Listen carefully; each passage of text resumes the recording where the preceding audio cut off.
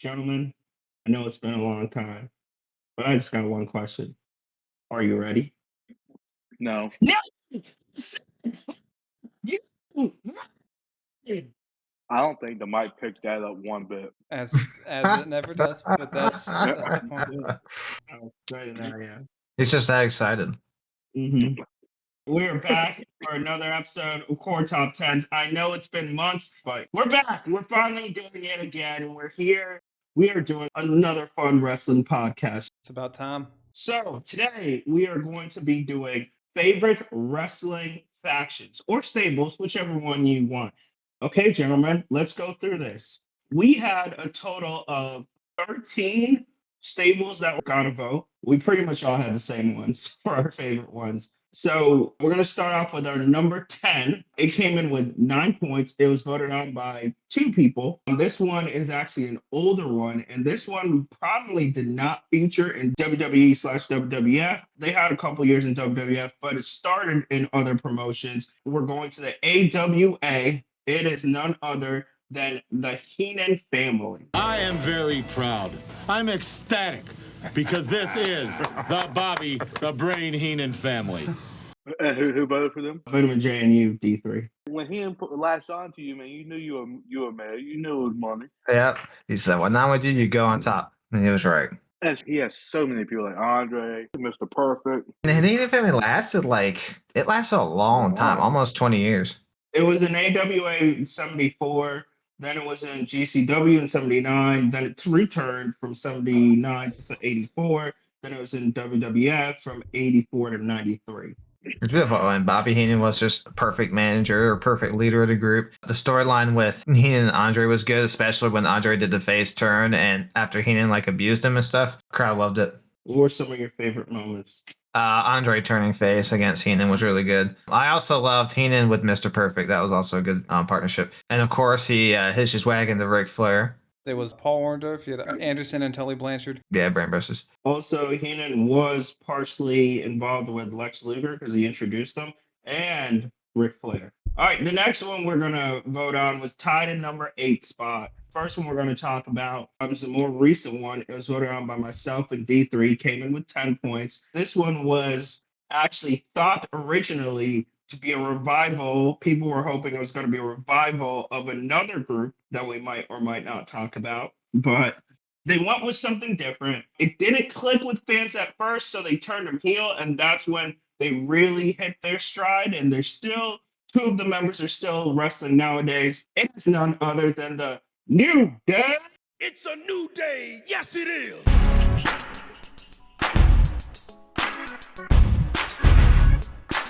Max and Jacob, explain yourself. How you not gonna vote for the New Day? Because there are 10 factions that are better than the New Day. That's just clearly false. There have been some really solid factions out there, fellas. I'm looking at my list right now, and there's nothing but top quality. So there's just no room. There is just no room. Also, the faction that's responsible for some of the longest WWE Tag Team Champions, reigning in longest Raw Tag Team Champions at 483 days. You need to hold on. You need to be careful there, Phil, swiveling your hips. They don't move like they used to. I'm just saying. I'm for your health. I want you to be careful. I don't want you to break a hip. Yeah, easy now. No, these are studs. They're good. They're good. Look, I know they've fallen off a little bit since Big E got hurt. I don't mind the new heel one. Xavier Woods is killing it whenever they have him on TV. Yeah, he is killing it. I'd say they're one of those groups where I feel they said, hey, do this and see if you can get it over. Because a lot of the stuff that's gone over should not have gotten over. Yeah, the trombone playing. Mm-hmm. The pancakes. Pancakes, Power Pop. They even have their own cereal. Yeah, the Bootios. They make sure you ain't booty. Mm-hmm. Yeah, it's pretty crazy to see the difference from when they debuted because it was more, they were dressed in suits. So it seemed to be more like a churchy gimmick, you know? Yeah, they're definitely going for ministers at first, but then it definitely changed. I do like them better as heels than as faces, but they work either way. Well, they've been really good baby faces too. Yeah, once they came back as faces, they were good. It was just their initial one was like, didn't land. But they've had many funny moments. Also, this has been part of, they were there for Kofi Mania, where they were part of that storyline of getting it. That was one of their big moments, as well as This is kind of later on when Big E won his title. That was huge. Definitely, if you want to go by title reigns, they're definitely one of the most successful stables Yeah, for sure. ever. And the longest lasting, probably one of the longest lasting for Yeah. sure. I said 2 out of 3 became world champ. I mean, if we're doing by that, then 3MB's legendary. Hey. Ooh, I hey, forgot to were put them great. on my list. Great job. All right, we're going to go into our next one that tied for him. It's kind of ironic that this group tied for them, though this group is known for being very controversial and nowadays definitely probably would not work. It would have been too controversial to try and work nowadays. So it was huge in starting off the careers of one of these men who ended up becoming one of the greatest, not the greatest, but one of the greatest wrestlers of all Well, time. he's definitely better than your favorite. Yo, No, chill the fuck he's out, not. dog. We- Chill the we fuck need to out, stop dog. this. We Don't need to even stop start this this. right now, dog. This is not what we're talking about. It is we are the nation of domination. Dude. Okay, Okay, it was you me and voted, Jacob. And me I and know. Jacob Oh voted. my. Yeah, I'm doing Huh? it too, Yeah. brother. I'm doing it too, just like that one white Yep. kid. Yep. I love both versions of the nation. I like the original version when they had like PG-13 and Crush and Savio Vega, and I also like obviously the version most people are familiar with The Rock in it. The Rock and Farouk dynamic is amazing. I'm rewatching Raw right now, and I'm at that part where Rock and Farouk are kind of the Rock's trying to be the leader of the nation, and Farouk doesn't want him to, so it's very entertaining. And then in the beginning, how Farouk would rail on Ahmed Johnson. Dude. Oh my God! You go get them Road Warriors. He's like telling like Ahmed, "Oh, man. I need to speak Ebonics to you." Dude, he has me rolling. He shit talks Ahmed all the time, dude. He had that one badass line. He's like, "I'm the devil, and these my demons." Yeah, well, especially when you had the voice of Ron Simmons, it works. Yeah. Which is funny because they're like sometimes when he cuts promos, they're like really bad promos, but then when he's on, he can really cut. It's really good. It took two very controversial things. One, it was based off the Nation of Islam and a street gang lifestyle, hence why they had the headgear they would wear, as well as the names of why they kind of switched the names more Muslim. Yeah, Farouk's original name was like Farouk Assad, and they kept that for like a show or two, and then they changed it. There are some downsides of the nation, especially when they get Ahmed before The Rock comes. That's a bit of a down. But I mean, he doesn't last long because he gets hurt immediately. That's what I'm saying. Because he comes, he joins them, he gets hurt. Either that episode he joins them. It's the very first show of him. Like the very next time he comes out with the nation, he gets hurt. The very next show. That's also when they start introducing D'Lo Brown, so you get to see more of him, which is good. Okay, fellas, which nation theme song's better, the one with the rap or without the rap? This is with the rap. It's with the rap. Yeah, with the rap. But that part's not with the Rock, though. Yeah, I like both. I don't know. I will say this group also did very well, and because this was huge in what made The Rock. This is what really pushed The Rock to being The Rock, because he was not getting over at this time. You also had Mark Henry in here, so this wasn't his debut. They had one match before then, got hurt, but then he came back into this, and it took him a while after this to become the Mark Henry we all love, but he had to start somewhere. Did well. Also feuded with DX, with DX doing that famous promo with the Croc, as Triple H called himself. Am I allowed to laugh at that, Philip? I probably wouldn't admit it if you did or didn't. And also, I always laughed that they had Owen Hart. So of all people, that was fun. I did like Owen Hart in the nation. It was great. I was like, Owen Hart, of all people. Okay, we're doing this. All right, we're going to talk about our next one. This was number 7, came in with 13 points. This gimmick really launched careers of one of these men. It was a very different style gimmick from where they came, and it is one that we all really enjoyed. It had very many big moments in it. It is none other than the Wyatt family. We're here. Who did not vote for this? I didn't have the Wyatt family. Yes, Vitamin J. Look, I have a ton of quality on mine. I'm sorry, I couldn't find room. No, this is great. The theme song, the fact it's good faction. It's definitely a good faction. Like the theme song was great when everybody got in, got him over. Then they came in with the chair. They had the masks, the light. They had that creepy vibe because I think they were trying to go for something like not Undertaker or Ministry, but something kind of like still weird and creepy, kind of going to that gimmick, and I think it would work very well. D3, I'm gonna let you go because this is one of your favorite people. Oh yeah, Bray Wyatt is one of my favorites. Probably in my top 10 all time if I had to really narrow it down. Look, they had great promos. Now, I will say that WWE did not help them a lot of times because they ended up losing a lot of their feuds, which I find ridiculous. But they had a great feud with the Shield. You got so many memorable moments. His John Cena promos. And I still said the iconic entrances. I mean, Jake, I'm just disappointed. It's good. It's good. I'm Well, disappointed in you. I'm sorry to tell you. And again, Eric Rowan had the greatest scoop slam of all time. Textbook, perfect scoop slam. Look, He deserves okay. recognition. Look, we did. Is this a list of best scoop slams? No, because we of course would be gushing over Eric Rowan. But he was great. Well, I think each one of them, I mean, maybe not as much for Eric Rowan, but each one of them, WWE could have done more with. The fact that they didn't put Harper in that match with Orton and Wyatt was crazy. That was criminal. And then also even the introduction of the black sheep of the family introduced Braun Strowman. Yeah, you got Eric Rowan and Luke Harper winning multiple tag team championships. The Wyatt family versus Shield match was amazing. Yeah, that was one of the best feud matches. Well, and another thing that makes them rank in my list is that in this modern day where we know everything, internet exists, we know the ins and outs of this business, a supernatural gimmick got over, and that's tough to do. That tells you how good this was. Yeah, and like I said, I really think it helps that Bray Wyatt was so charismatic. Because he bought in. He became Bray Wyatt when he got out there. This is one of the factions I didn't like as much as I should have. It wasn't until afterwards that I looked at them. I think it's because at first they were going against people. I mean, they went against John Cena. They were going against people that I usually was going for the other person, but it was very well done. So I was like, yeah. And I also like the work they did with Daniel Bryan, when Daniel Bryan was part of the family. And him and Bray Wyatt had a great match at Royal Rumble. Well, you can say, I mean, that was probably a major reason why Daniel Bryan got that title match, because the WWE saw the crowd reaction. He's like, okay, I guess I got to do this. It's not just Bray Wyatt. Braun Strowman was also built very well. It was perfect to introduce him in the Wyatt family because he could learn as he went. He didn't have to do all the wrestling. So it's perfect for him. Like Eric Rowan, he was very good at saying run. Luke Harper was good for his 1 or 2 lines, and then Bray Wyatt would carry the rest of the promo. Well done. This was one of the best they've had in years. So R.I.P. to Bray Wyatt. Don't forget Luke and Harper. And Luke Harper, yes. And Luke Harper.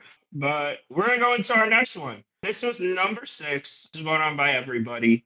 This came in with 18 points. They have all had very successful wrestling careers. They definitely are of this newer generation. This is a newer one. They actually started out as hired guns for this other famous wrestlers. They are known also as the Hounds of Justice. It is none other than the Shield.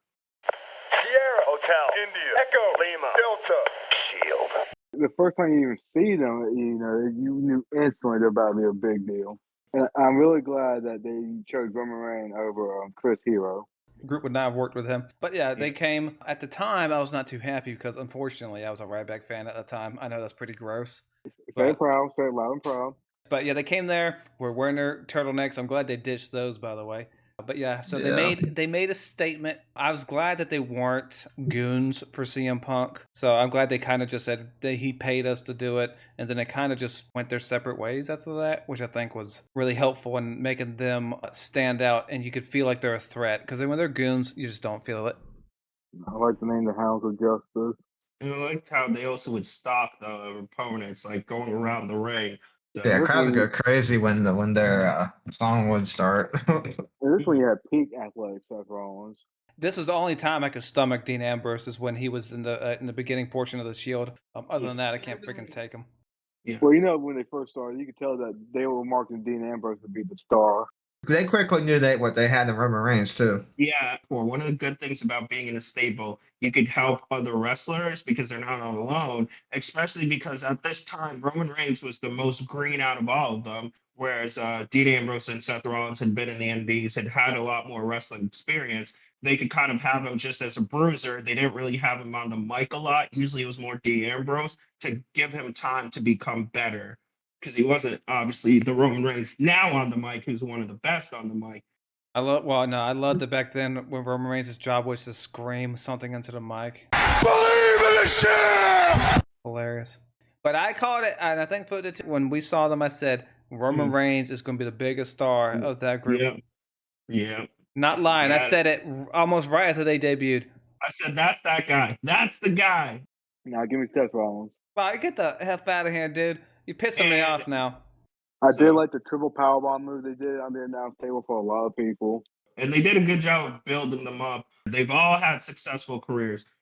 And also one of their biggest moments is also them going up against the reuniting of the Evolution was a good moment. Yeah, that's a pretty good feud. And that's one of the rare times you will ever see a clean sweep in the feud because they beat them every single time.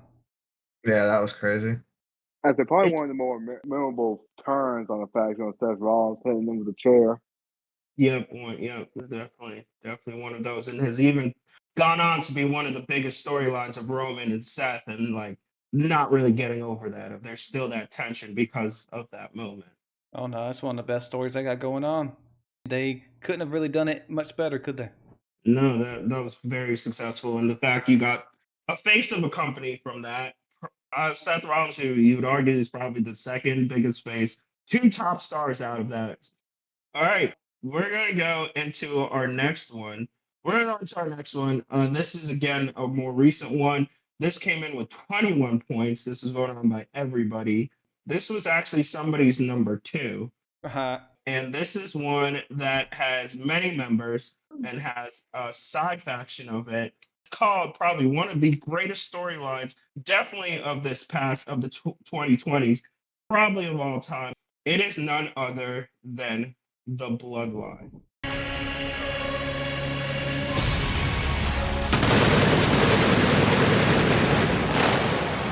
It was my number 2.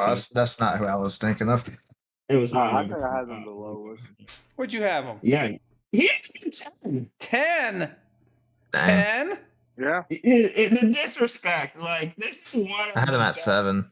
It's still low. Like this is one of the best. Now this one resonated with me because I saw the whole thing. Also, Roman Reigns is one of my favorites of all time. So just this whole storyline has been really good. Very good. I think every part of it, yes, they've had dips, but they built it so well. Even they're reuniting to go against Solo Sikoa. They did that story very well. I will give it this. It did give one of the best WrestleMania storylines of all time, him and Cody. Wrestling hasn't been this hot since the Attitude Era.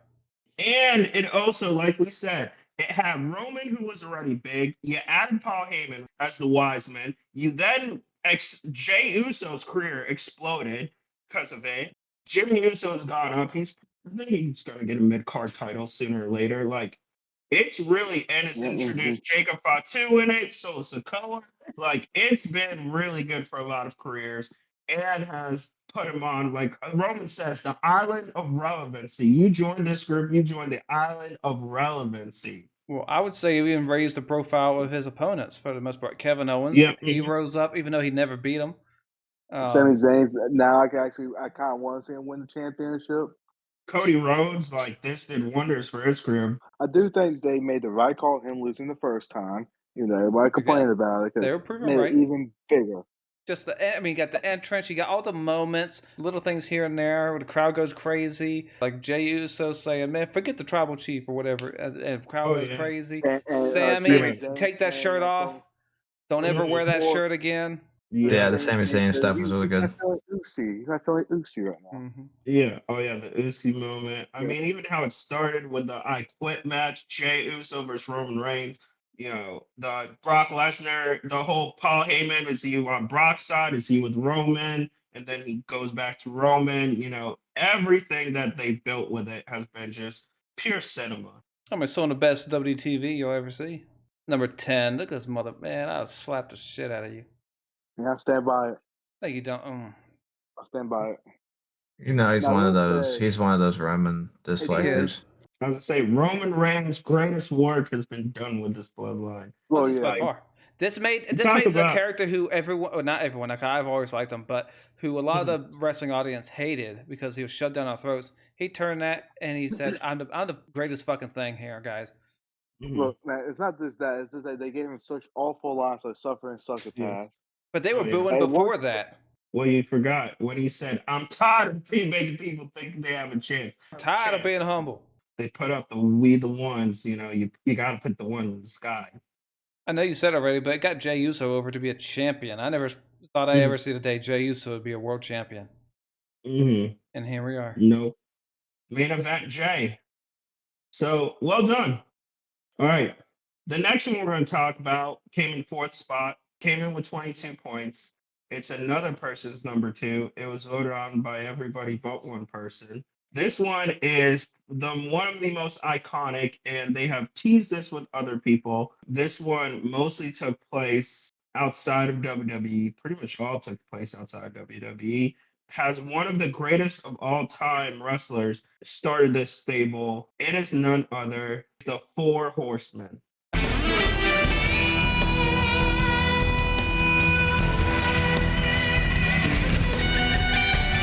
Phil, you don't want to have to vote for it? Yeah, I didn't vote for it.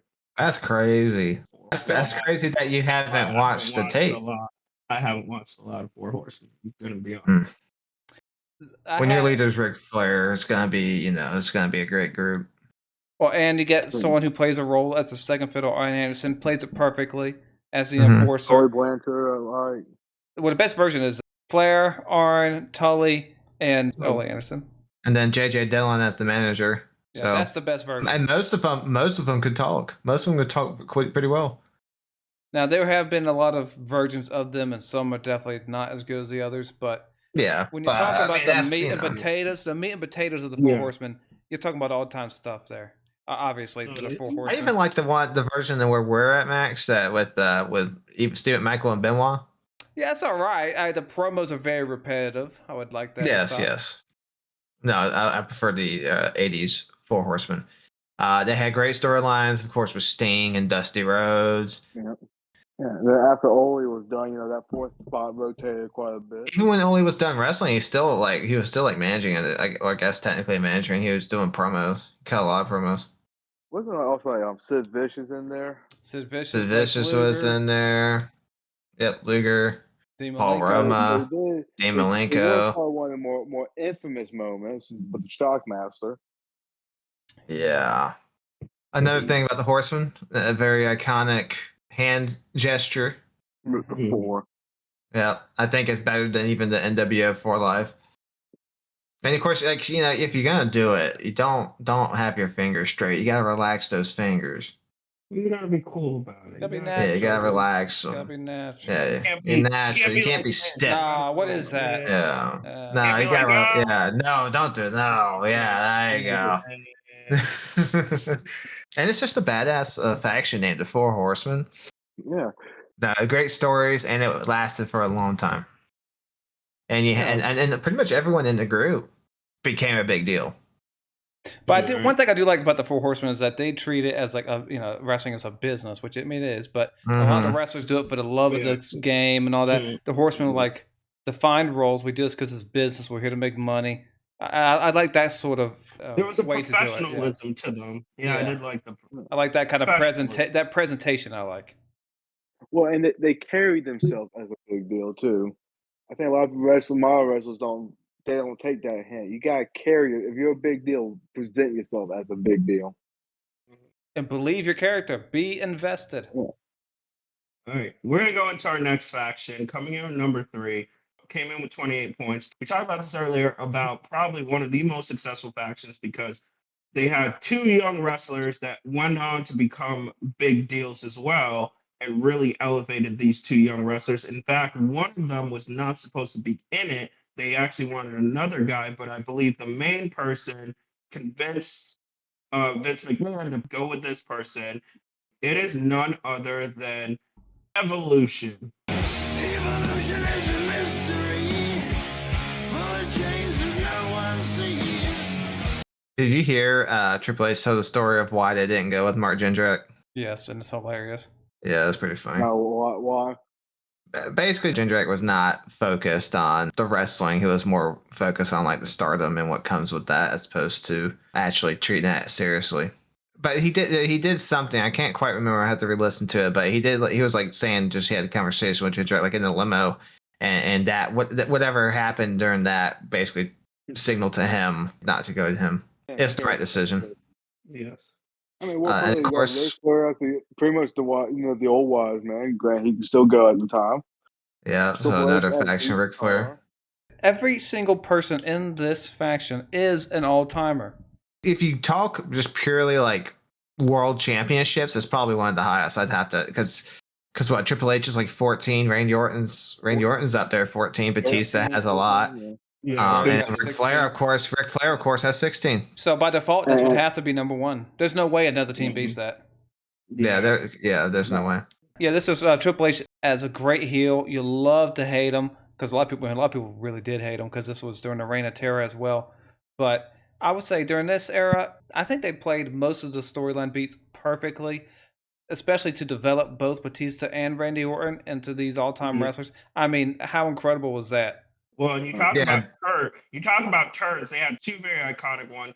Them turning on Randy Orton, and then Batista picking Triple H to fight Triple H were two of the biggest moments ever. Batista in 04, 05, or probably 05, like the crowd reactions he got were absolutely insane. Everybody was ready for Triple H to lose that title. From beginning to end, I really don't know many moments where you could actually improve what they did. I think they played it perfectly. And they carry themselves like stars.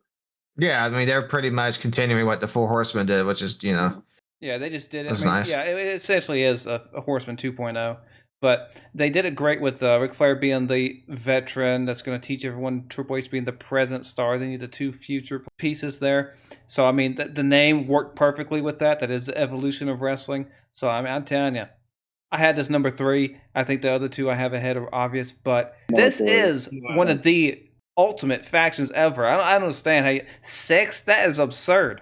Yeah, no, it's not. Once you see my list, you'll see good top quality. Like I had Heenan family above them. I mean, come on.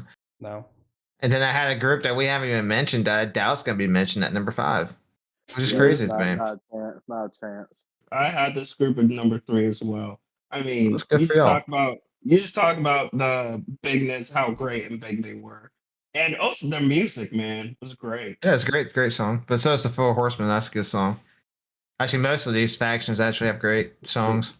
And also during this faction was the start of the Legend Killer gimmick. An all-time gimmick, too. What a great gimmick. Mm-hmm. Just a lot of all-times being thrown around with this group. 6, my ass. All right, once we go into honorable mentions, I mentioned, like Phil's going to probably mention number 5 on my list. I mean, anyway. Might be on my list. We'll see.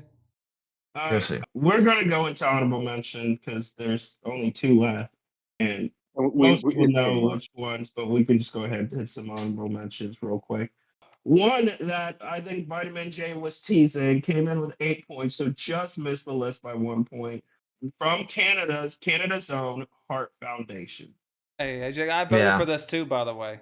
I love the Heart Foundation. After rewatching it, it's one of the best things I've seen on wrestling television, honestly. That whole storyline. Well, 97 Bret Hart has got to be one of the best years a wrestler has ever had. Yeah, I'd agree with that. Somebody did bring up a good point about, like, we talk about Austin a lot because of the Austin Bret match, but people forget to bring how great Bret was when he turned heel as well. But also the Hart Foundation was pivotal, not just Bret, although Bret was the major one, but Austin had matches with all those guys and dealt with all of them. So they were pivotal in bringing up Stone Cold to be the biggest star ever. And during the Hart Foundation time was when Owen finally became a singles champion with the Intercontinental title reigns. So Owen was being taken more seriously. So everybody likes Owen Hart. So you definitely wish he got pushed more back in the day. But so seeing him win the Intercontinental title was nice. Beat The Rock to do it too. We're going to talk about another one. This one was also during the Attitude Era. It is none other than the Corporation.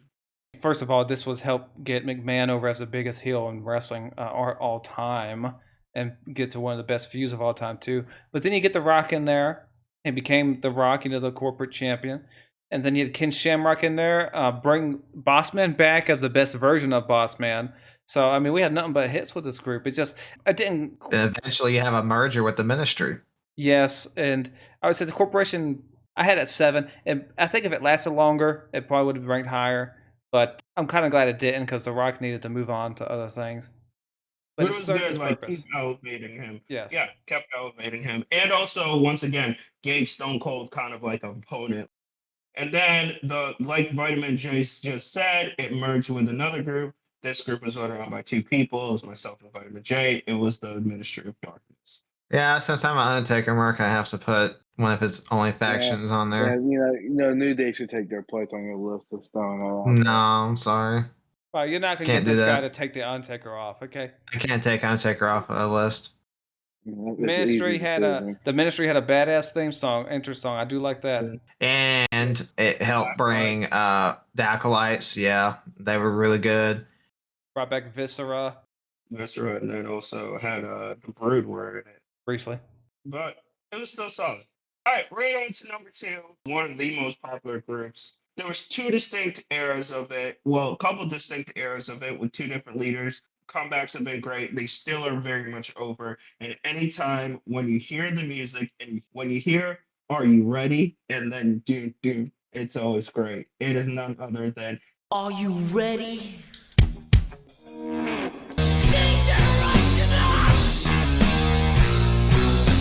I don't know which version I like better, with the first iteration of Triple H leading or the Shawn Michaels one. Both of those are really good when you get Yeah, Road Shawn Billy Michaels Gunn, is really I good. think when they got Road Dogg and Billy Gunn, I think it's and my X favorite. Pac. Now this one didn't get as many people into the huge top echelon of wrestlers. It got 2 people there, and then China got over pretty good too. But I feel it's made certain people big, like they weren't top echelon. But I will say the New Age Outlaws did benefit from being part of Oh this. yes, of course, because no one gave a Definitely. damn about Jesse James or Billy Gunn before then. I will say, Yeah. and this applies to probably a couple of these groups that we have on here, that when they bring them back, they're usually not as good. And when they brought them back the first time, that was Yeah, pretty 06 was good, but the other time, like 2000, whatever, after that 9, I was awful, honestly. It was terrible. With that Hornswoggle shit, that's when it was like, okay, Yeah, this is it. It jumped the shark for sure. Yeah. But DX was perfect for the era it came out in. I mean, that just screams 90s, that stuff that they did, the late 90s. They were, of course, pivotal part of the Attitude Era, but it really helped turn Shawn back into the fans' love and adoration, because after 96, he had that long title reign, and the fans were starting to kind of turn on him. They weren't really feeling him much, but then after he did DX, they're like, okay, Shawn, we love you again. Yeah. And of course, I like when they did like the little State of the Union thing about what they won't say anymore. Well, they have a lot of great moments. Oh yeah, that was funny. And then even after Shawn left, I mean, DX had a lot of good feuds with Stone Cold and The Rock at that time, especially. Also that iconic moment of them invading WCW and the Wars. Mm-hmm.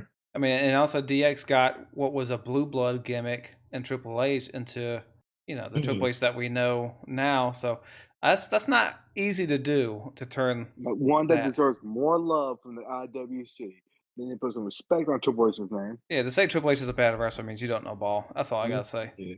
Very iconic. Even when they come back for their little stance, it's still huge. I remember all the teases leading up to it, because Shawn would do a cross chop here, because Triple H and Shawn Michaels had feuded already a couple times, and so they weren't really associated with each other much, and they would just do it. Tease here and there, and then they finally joined up. I was so hyped. I forget how old I was, but it was teenager. I was fucking hyped. Yeah, and again, maybe the most iconic wrestling taunt of all time, the suck it taunt. You see athletes do it. You see everybody does that. Generation of kids were menaces. I was in 3rd grade doing that. I did that to the bully, the guy on the bus. I did it. Yes, I did. Yeah, you suck it. When they came back, I remember I was saying it all the time. We were saying it all the time. Yeah, the reason this would be number 1 is because, I know spoilers. I'm not going to say it, but the one that is number 1 changed the game. It did. All right, we can go into our number 1, because actually our number 1 was really responsible for creating our number 2, because it probably wasn't for number 1. Changed everything, Attitude Era. Everything that the WWE did, had one of the greatest heel turns of all time, not only pushing 2 people's careers, but reviving another career. You still see their shirts to this day. It is none other than NWO.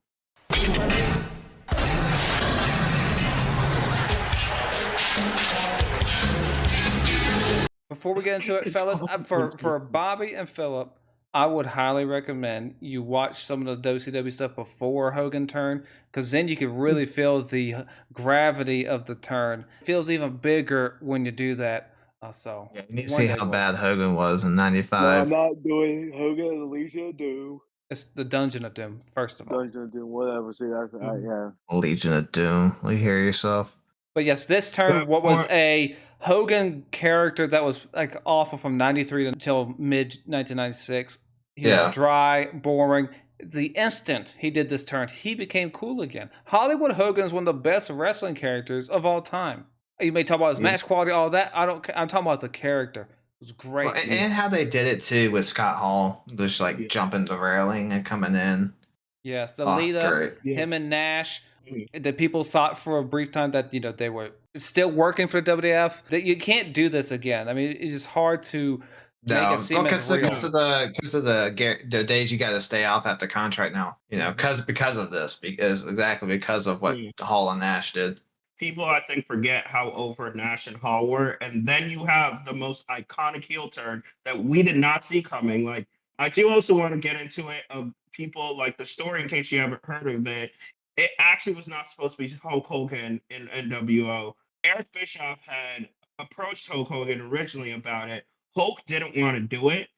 This is from Eric Bischoff's version. He said it on his 83 Weeks podcast. He said that he had approached Hulk Hogan. Hulk Hogan said something about, no, there's something about having the red and yellow that you'll never get, and being this Hulkamania and being a face that just you can't get over. So finally, Eric Bischoff stopped trying. He then convinced Sting, who before they were about to do it, Hulk Hogan was shooting his movie, that Santa Claus movie, Mr. Muscles or something. Santa with Muscles, yeah.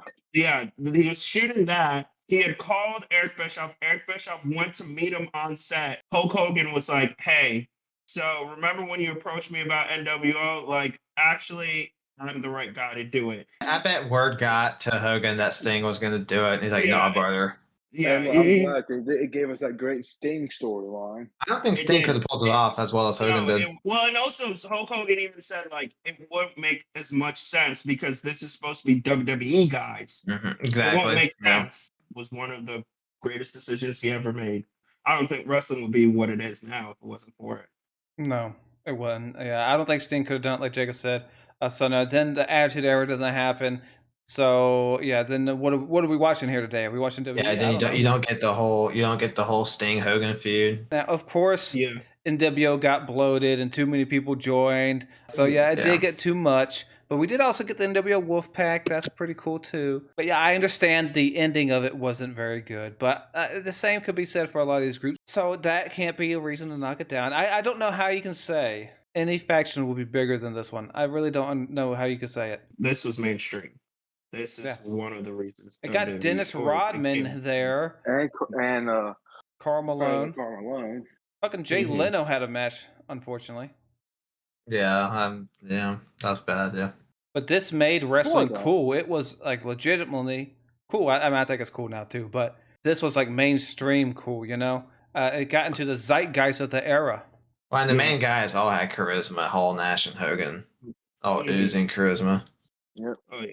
Yeah. Well, and they came to WWE after WCW died. That version wasn't as great. They did have some decent moments. The NWO had a pretty good feud with The Rock, which led to that WrestleMania match, one of the best matches of all time. So, I mean, even in WWE, they still led to some very pivotal moments in wrestling history. So there's our list. Did you agree with our list? Did you not? Was there a faction that you thought we should have put on? Maybe you thought the Undisputed Era was really good, or the Bullet Club should have been mentioned. Like, share, subscribe, all that great stuff. Thank you all. We're back. We'll be doing more episodes. We'll be giving you some more content.